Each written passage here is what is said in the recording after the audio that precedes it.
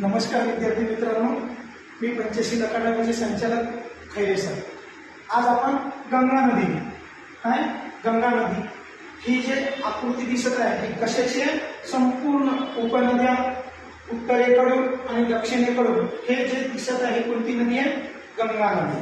बघा ही गंगा नदी तिला मिळणाऱ्या उत्तरेकडून उपनद्या आणि दक्षिणेकडून मिळणाऱ्या उपनद्या आणि ही जी सर्वात मोठी उपनदी कोणती आहे? यमुना नदी। सर्वात मोठी उपनदी कोणती आहे? यमुना नदी। तर गंगा नदीची लांबी आहे एकूण 25 म्हणजे 2525 या नदीची लांबी आहे। एकूण 1559 मैल ही जी काय लांबी आहे कोणत्या नदीची? गंगा नदीची। बघा आता गंगा नदीला राष्ट्रीय नदी म्हणून 4 नोव्हेंबर 2008 रोजी मान्यता देण्यात आली आहे। गंगा नदी 5 राज्यातून वाहते आणि गंगा नदीचं खोरं 10 राज्यातून आहे। बघा गंगा नदीचं 5 राज्यातून वाहते आणि गंगा नदीचं खोरं 10 राज्यातून।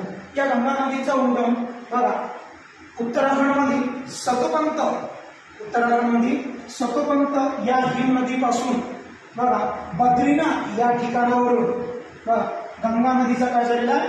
उगम झालेला आहे। बघा हे लक्षात ठेवा, सतोपंत या हिम नदीपासून विष्णुगंगा आणि हे धौलीगंगा, विष्णुगंगा आणि धौलीगंगा या नदीचा जिथं संगम होतो तिथं आहे विष्णुप्रयाग आणि इथूनच तिला नाव का होतो?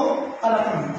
नाव काय देण्यात आलेलं आहे? अलकनंदा। समोर नदी अलकनंदा जाते, अलकनंदा नंतर येतो नंदकिनी आणि अलकनंदा नंदप्रयाग आणि पुन्हा अलकनंदा आणि कर्णप्रयाग हे नदी देवप्रयाग इथे जाऊन मिळतो आणि इकडून येणारी भागीरथी नदी बघा भागीरथी नदीचा उगम आहे गंगोत्री आणि गंगोत्री पासून भागीरथी जेव्हा इकडून येणारी अलकनंदा आणि भागीरथी इथं जिथं संगम होतो तिथून तिचं नाव होते गंगा नदी।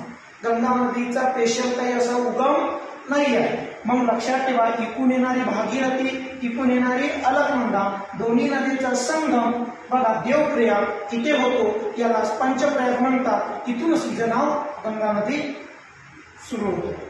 हे झालं गंगा नदीबद्दल माहिती। धन्यवाद विद्यार्थी मित्रांनो।